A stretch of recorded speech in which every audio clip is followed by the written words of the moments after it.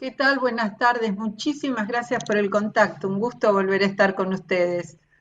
Un placer para nosotros tenerla. Sabemos que es una eminencia sobre el tema y queremos preguntarle cuáles son las vacunas que en este momento están en fase 3. Hay 11 vacunas que están en fase 3, algunas algo más adelantadas en cuanto al número de personas que voluntariamente se prestan al estudio, porque empezaron unas semanas antes. Entre esas 11 vacunas que están en fase 3, por ejemplo, la vacuna rusa empezó este estudio que significa vacunar a 15.000 voluntarios como mínimo. Empezó a mediados de septiembre, mientras que, por ejemplo, la que usted citaba, la vacuna de Pfizer, comenzó en el mes de julio. Esa diferencia de semanas de inicio hace que también los resultados van a tener una diferencia temporal. Y no hay que ver la nacionalidad de la vacuna, sino que lo que necesitamos es disponer de vacunas seguras y eficaces, procedan del país que procedan. No se puede estar conversando, planteando las cosas con prejuicios. Esto es por el bien de la comunidad. Ese es el objetivo del desarrollo de las vacunas. Estas son las dos vacunas que están más adelantadas. Son las dos vacunas que están más adelantadas en fase. Y serían la de Oxford, las vacunas chinas y Oxford AstraZeneca, Pfizer y las vacunas chinas son las que empezaron más temprano esta fase del estudio a que hacíamos referencia, la fase 3. ¿En qué se diferencian cada una de ellas? En la Constitución. Esto ya es un tema técnico complejo. Hay vacunas realizadas con metodología de años, de décadas de uso, como es una vacuna china que está preparada con el virus de la COVID-19 inactivado o muerto. O sea que sería equivalente a una vacuna de nuestro calendario nacional como es la vacuna Salk, que es una vacuna con los virus de la poliomielitis inactivados. Y en contraposición tenemos vacunas con una tecnología nueva que nunca se usaron en grandes poblaciones, como son las vacunas que se llaman de vector viral, y el virus que se usa es un virus respiratorio, los adenovirus, que a su vez los adenovirus son numerosos y tienen número. Hay vacunas que están preparadas con el adenovirus 5, hay vacunas que están preparadas con los adenovirus 5 y 26, como es el caso de la vacuna rusa. La vacuna británica, la vacuna británico-sueca es de Oxford AstraZeneca, está preparada con un adenovirus no de origen humano, sino un adenovirus de chimpancé. O sea que estos se llaman plataformas y hay una variedad. Y lo más nuevo en tecnologías para el desarrollo de vacunas son las vacunas con ácidos nucleicos, las vacunas con RNA, que es el ácido ribonucleico, y las vacunas con ácido desoxirribonucleico. Y es precisamente con estas vacunas en lo que se ha viralizado en las redes, se están planteando más discusión por la información genética, etcétera, en una mezcla de mitos y falsedades. Hay que ser muy cuidadosos con la información que está circulando en las redes sociales.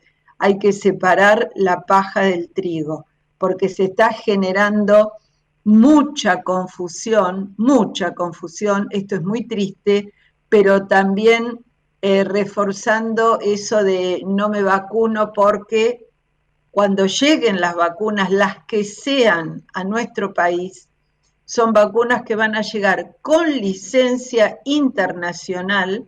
Esto quiere decir que se cumplen absolutamente todos los parámetros para la investigación Y además de esa licencia internacional, cuando lleguen a nuestro país, van a ser evaluadas por nuestra autoridad regulatoria, que es la Administración Nacional de Alimentos, Medicamentos y Tecnología Médica, la ANMAT.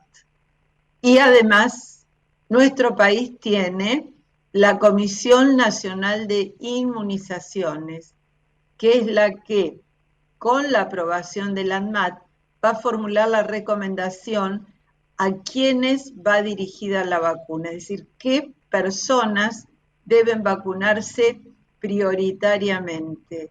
Pero esto va a ser siempre en función de la licencia de uso. O sea que todavía falta un camino por recorrer.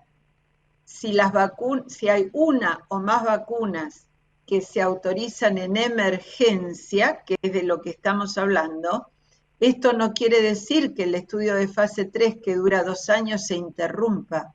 El estudio continúa y se irán analizando los resultados con esos análisis interinos.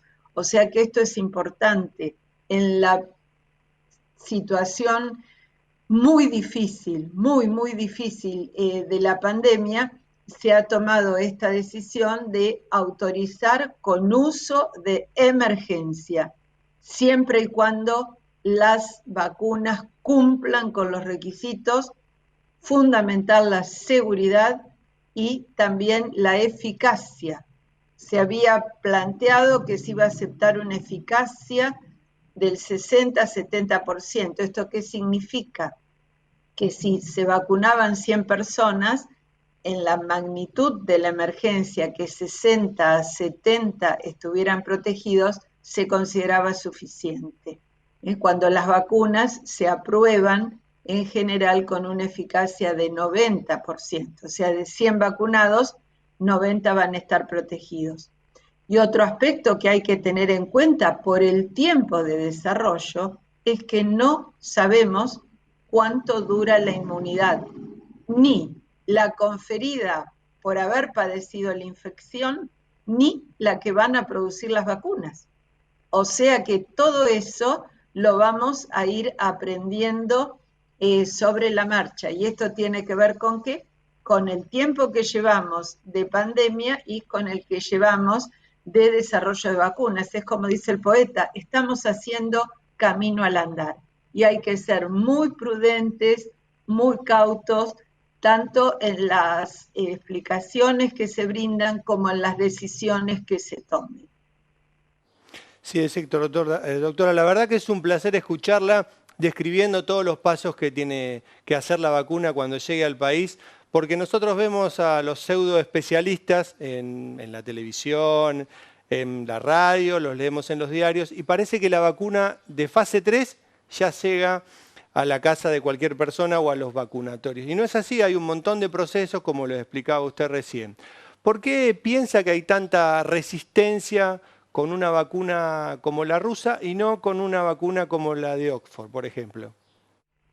No, la de Oxford también tiene resistencia y tiene mucha resistencia las vacunas con ácidos nucleicos, que es información genética.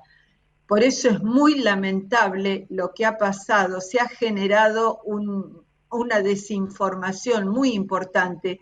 Me atrevería a decirle como nunca antes se ha visto. Y esto tiene que ver muy bien con lo que usted planteaba, que ya nos viene pasando desde marzo, abril. Todos saben de COVID, un periodista deportivo o de cualquier habla como si supiera de la enfermedad. Lo mismo pasa también con colegas que no están ni en las enfermedades infecciosas ni en la vacunología. Entonces esto también tiene que ver con la responsabilidad de los medios a quién convocan, porque si no es colaborar en la desinformación. Nuestra sociedad viene muy afectada en su salud mental. Hemos tenido más de 200 días de confinamiento, con lo que ello implica, el contexto económico, el contexto de salud de las otras cosas, y si además agregamos incertidumbre contra los beneficios de potenciales vacunas, realmente estamos muy complicados y puede ser que las personas, el ciudadano común que no tiene nada que ver con la medicina, no pueda separar, como decimos, ¿no es cierto? El dicho nuestro, separar la paja del trigo. Y en eso los medios tienen un rol central. Ustedes son los importantes, ejerzan ese poder. Los médicos o los miembros del equipo de salud no tenemos esa posibilidad de alcance. Entonces creo que en esto, en colaborar a encarrilar las cosas en cuanto a información, tienen un rol central, son ustedes los dueños. La última pregunta, doctora, tiene que ver con que si las vacunas llegaran en diciembre, ¿cuánto duraría el proceso de aceptación por parte de la ANMAT, ¿no? y del sector de inmunología nacional y se empiecen a aplicar estas vacunas? Para que las vacunas lleguen en diciembre, primero tienen que tener la autorización de uso internacional.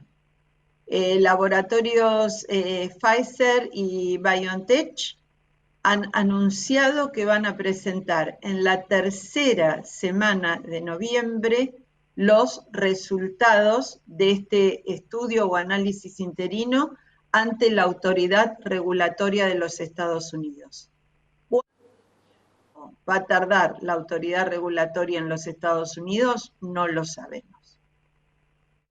Que es un aspecto que hay que tener en cuenta. Se empezaría a contar a partir de esa aprobación internacional puntualmente para esta vacuna, que es la que hoy estaría más adelantada en cuanto a ese análisis interino. De ahí el más, hay que ver. Además hay que preparar toda la estructura de salud, porque hay vacunas que se conservan a temperatura de congelamiento y nuestra cadena de frío de las vacunas del calendario nacional, excepto la vacuna contra la fiebre hemorrágica argentina, son vacunas que se conservan a temperatura de heladera, +2, +8 grados centígrados. O sea que eso implica el desarrollo de una infraestructura de capacitación del personal incluido muy particular. Y eso no se hace de un día para otro. Eso toma tiempo. Entonces, como nos enseñaron nuestros maestros, son noticias promisorias, pero tenemos que ordenarnos y con los pies en la tierra mirando el cielo.